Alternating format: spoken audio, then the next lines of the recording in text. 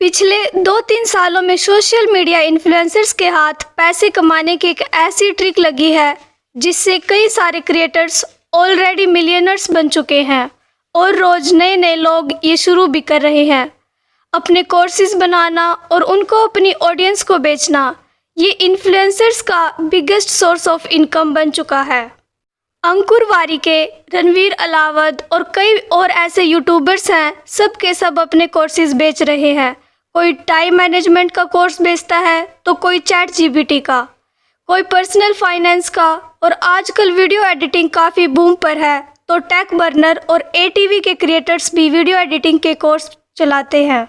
तो क्या ये इन्फ्लुएंसर्स अपने ऑडियंस से करोड़ों कमाकर उन्हें कुछ वैल्यूएबल देते भी हैं?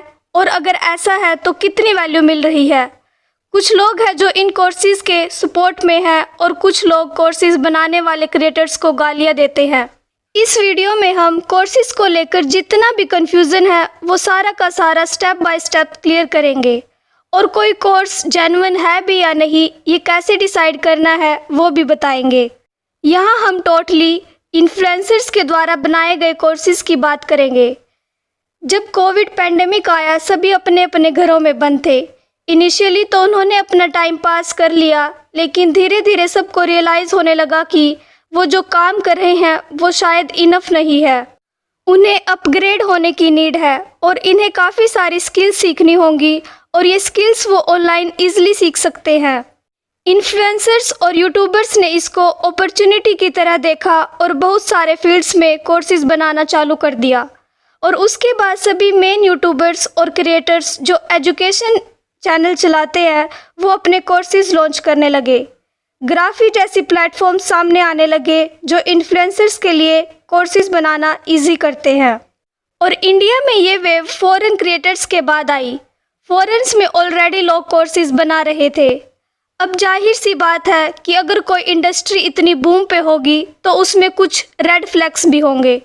कुछ ऐसे भी लोग होंगे जो इन कोर्सेज के नाम पर सिर्फ आपको लूट रहे हैं, और इन रेड फ्लैग्स को एक कोर्स खरीदने वाले को एनालाइज करना बहुत ज़्यादा ज़रूरी है, क्योंकि ये कोर्सेज लॉन्च करके इन्फ्लुएंसर्स तो बहुत ज़्यादा पैसे कमा लेते हैं, अपनी ऑडियंस को मोनेटाइज कर लेते हैं, वो भी काफ़ी बेसिक चीज़ें सिखाकर।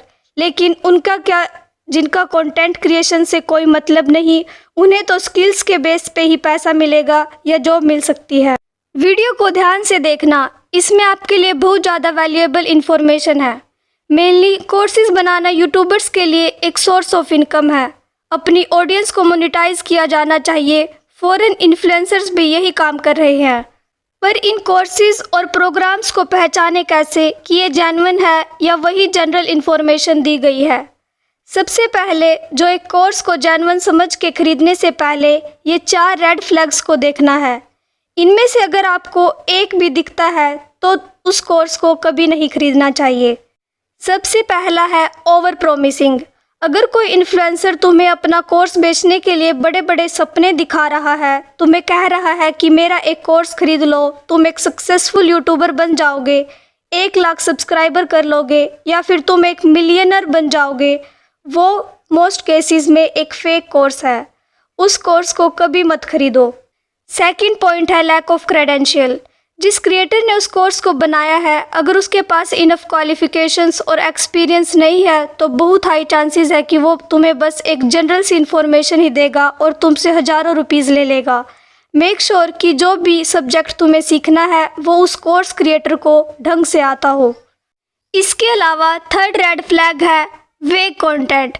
कोर्स के डिस्क्रिप्शन को थोरोली पढ़ो, और अगर तुम्हें लगता है कि जो की पॉइंट्स इस कोर्स में कवर हुए हैं वो काफ़ी वीक और जनरल है, उस कोर्स को कभी मत खरीदो। और फोर्थ रेड फ्लैग है check the price of course. अगर तुम्हें लगता है कि तुम्हारे लिए वो कोर्स महंगा है और उसमें इंफॉर्मेशन भी वही दी गई है जो तुम ऑनलाइन फ्री में पढ़ सकते हो, फिर वो क्रिएटर तुम्हें कितना भी कन्विंस करने का ट्राई करे, वो कोर्स मत खरीदो। तुम्हें ये सारे रेड फ्लैग्स एक एक करके टेस्ट करने हैं और सोच समझ कर डिसीजन लेना है कि तुम्हें कोर्स लेना चाहिए या नहीं। इन पॉइंट्स को माइंड में रखकर आप डिसीजन इजीली ले सकते हो। तुम्हारे लिए जानना इम्पोर्टेंट है कि तुम्हारे लिए क्या बेनिफिशियल होगा।